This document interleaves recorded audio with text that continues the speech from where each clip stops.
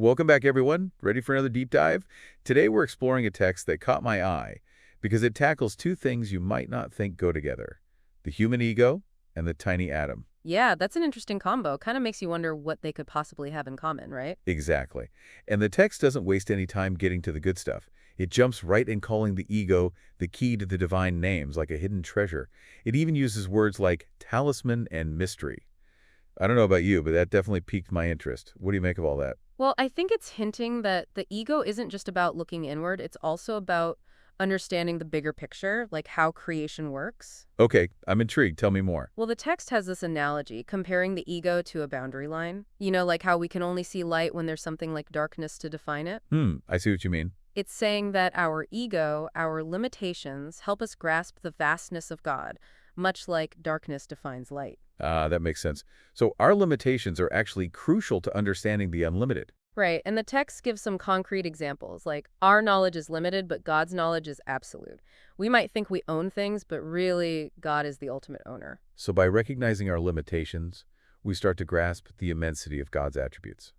Pretty profound stuff. It is. Now, here's where things get really interesting. The text talks about two paths the ego can take. It calls the first one the path of prophets. The path of prophets. Okay, what's that all about? Well, on this path, the ego gets that it's not the center of the universe. It's more like a servant, acknowledging that there's a higher power in charge. So it's all about humility and recognizing you're part of something bigger. Exactly. The ego on this path finds fulfillment by aligning itself with divine will. Fascinating. And what about the other path? The second path is called the path of philosophers. Think of it as the ego striking out on its own. Independent, going its own way. Yeah, exactly. The focus here is on self-perfection, like trying to become godlike through your own efforts. Two very different approaches. What happens as a result of choosing one path over the other? The text gets pretty vivid here, comparing the path of prophets to the tree of Tuba, a symbol of paradise and ultimate bliss. But the path of philosophers, that's likened to the tree of Zaquam, a terrifying tree with nasty fruit. Whoa, those are some powerful images. Does the text give examples of people who followed each path? It does. Think of prophets and saints. Their lives were all about serving a higher purpose, embodying that tree of Tuba. But then you have tyrants and those obsessed with idols. They were consumed by their own desires, a classic example of the tree of Zaquam in action. Wow, two paths with drastically different outcomes. Clearly the ego can lead to either darkness or light. Absolutely. Okay, so we've covered a lot of ground with the ego, but now the text takes a turn and dives into the atom, the basic building block of everything. But here's the thing, it doesn't treat atoms like they're just random bits of stuff floating around. Yeah, it's more like they're moving with a purpose, almost like they're following a plan, kind of like tiny messengers. Wow, so even at the microscopic level, there's this sense of order, a bigger design at play. Exactly, and the text doesn't just stop there. It goes on to lay out 5 points to show how much wisdom and purpose is packed into the way atoms move. 5 points. Okay, I'm all ears. Lay it on me. All right, so point number 1, it's all about the renewal of life, how atoms are constantly rearranging to create new beings, ensuring that life keeps going. That's pretty amazing. It's like this cosmic dance of creation happening at the tiniest level imaginable. It is, and point number 2, it talks about how the earth can grow food, cultivate all these crops. The text sees this as a sign of God's power and mercy, how he provides for everyone. So even something as basic as growing food has this deeper meaning when you look at the atoms involved. Right, it all comes back to those tiny building blocks. And that brings us to point number 3, which is all about the cycles of nature. Cycles of nature, okay, like the seasons changing. Yeah, exactly. The text says these cycles are proof of God's art, like fingerprints you can see everywhere. And of course, it's the movement of atoms that makes it all happen. It's mind-blowing when you think about it that way, these grand cosmic events, all tied to something as small as an atom. It really puts things in perspective. Okay, now point number 4, this one gets a little more out there. Oh, I'm intrigued. Tell me more. It suggests that atoms aren't just working in our physical world, but they're also prepping things for the world of inner dimensions and the hereafter. Whoa, so the text is saying there's a connection between what's happening with atoms and the spiritual realm. Yeah, it's like the physical and the spiritual are intertwined, and what happens at the atomic level has a ripple effect we can't even fully grasp. That's pretty heavy stuff. So what's the last point? The 5th point is all about how the movement of atoms is basically showcasing God's perfection and glory. It's saying that even in those tiny, invisible movements, you can see evidence of a creator. I like that idea, that even the smallest things point to something bigger.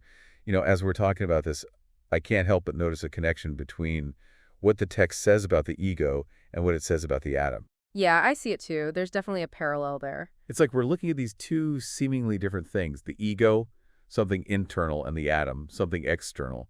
But they're both being used to understand something much bigger, something beyond our everyday experience.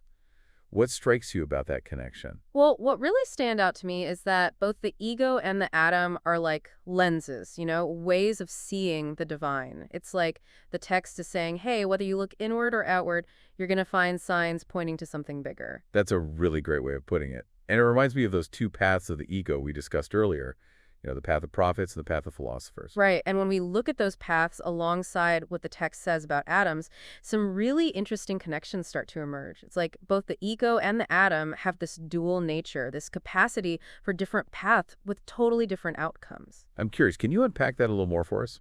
Sure, think about the path of prophets. It's all about humility, surrender, and aligning with divine will, right? That lines up perfectly with how the text describes the atom as a messenger carrying out God's plan. So you're saying there's a link between an ego that knows its place and an atom that follows its cosmic blueprint. Exactly. Both the ego on that path and the atom in its natural state, they're both serving something larger, contributing to the beauty and complexity of creation. But now let's flip the script and consider the path of philosophers, where the ego wants to be independent, a self-made God. That path, when you put it next to the text's view of the atom, it's a totally different picture. Okay, help me understand that contrast. Remember how the text shoots down the idea of atoms just randomly bumping around? It argues that the order we see points to a conscious creator. Right, it's pushing back on this purely materialistic view. Now think about the ego on the path of philosophers. It's all about self-elevation, trying to become a god on its own, like it's separate from the very source it came from. So it's like that ego is trying to deny the inherent order of the universe, kind of like saying an atom can just decide to be something greater without any outside influence. You got it. It's a rejection of a higher power. And that's the common thread between the ego on that misguided path and a materialistic take on atoms, right? Both of them are all about self-sufficiency and ignoring the bigger picture. Yeah, it really does make you stop and think, huh? It's like this whole exploration of the ego and the atom is pointing us towards this idea that everything's connected. It's an invitation to look deeper and find the meaning behind our lives and how the universe works. And what's really cool is that the text doesn't just drop these big ideas on us and leave us hanging. It actually offers a sense of hope and empowerment. Totally. It reminds us that we have a choice, The ego can go down a dark path or it can choose a path of light. So it's not just a philosophy lesson. It's like a roadmap guiding us toward a better way of being in the world. Right, and by showing us the purpose behind the way atoms move, it fills us with this sense of wonder about creation. It helps us see the divine artistry, even in the most ordinary things. It's a beautiful reminder that we're not alone in some random universe. We're part of something so much bigger, something designed with incredible precision. And that's the key to finding true fulfillment. When we get that we're all connected and we start living our lives with a higher purpose, we tap into a level of meaning and joy that goes beyond our limited egos. It's like switching from a me perspective to a we perspective, seeing ourselves as part of this ground tapestry. Exactly. And that's where real freedom lies. The ego, which can sometimes hold us back, becomes a tool for understanding and connecting with the divine. And the atom, which might seem like just a tiny bit of matter, becomes proof of the beauty and wisdom of the universe. This has been an amazing deep dive. We've gained a brand new way of looking at ourselves and our world. As we wrap things up, is there one last question our listeners can take with them as they continue exploring these ideas? How about this?